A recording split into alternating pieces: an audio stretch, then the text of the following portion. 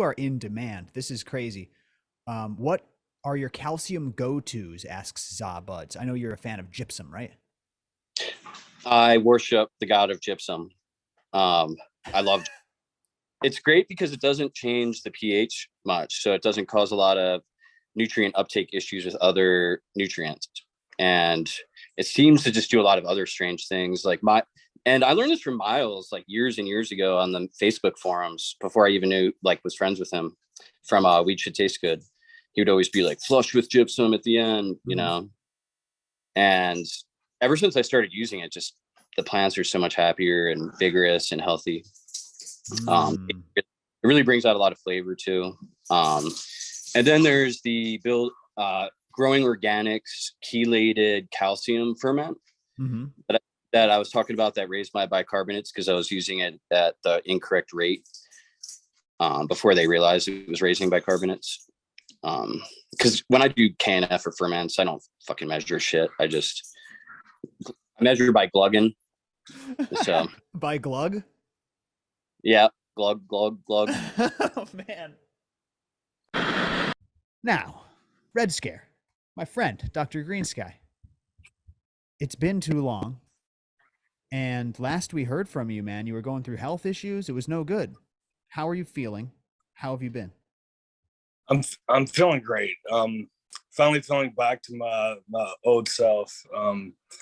So that's good. I don't know if anyone knows this or not, but I have epilepsy.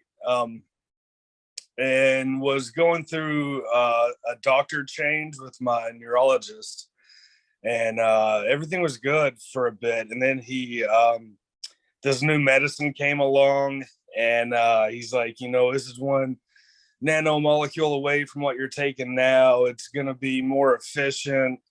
You're going to have less side effects. Let's try you out on this. And so I tried out the new medication, and the next day I was in the ER from a grand mal seizure. So needless to say, it was not more efficient.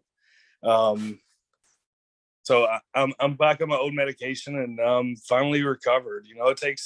It takes a few months to recover when you have something like that happen. The mental fog and the brain fog that you deal with afterwards can be just as debilitating as the physical injury itself. So, it's like my body might heal up, but then my mind is a little bit slow or foggy. And it's just like, it takes a minute to kind of get yourself back and back in the swing of things. So that's where I'm at now. I'm back in the swing of things. So that's good.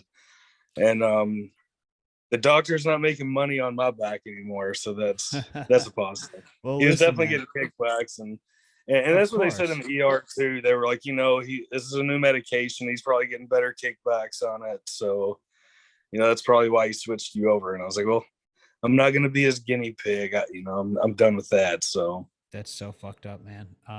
We feel for you. Obviously there's a lot of love in the chat, obviously, already. And obviously we're praying for you. I relate to you on a personal level because I used to suffer grand mal seizures in my 20s and teens. And I also fucked around with different medications, and they put me on different ones that had horrible side effects. So I've been there, man. And a grand mal seizure, I mean, I don't want to drag you back into the negativity, but just to let people know, there's nothing quite like it. Like a grand mal seizure is one of the worst things to experience and wake up from and deal with the after effects from, man. So every time you have one and you actually are able to recover, you got to be so grateful, man. So you take care of yourself. You take that medication and you do all the other things too, right? Right? You've been eating good, all that stuff. Oh yeah, eating good. My sleep patterns are back. So I'm doing great right now. Good, man. Good. I don't want to jinx myself, but I'm feeling great. And like I said, one of the biggest things for me is cutting my stress back and getting good sleep and eating well.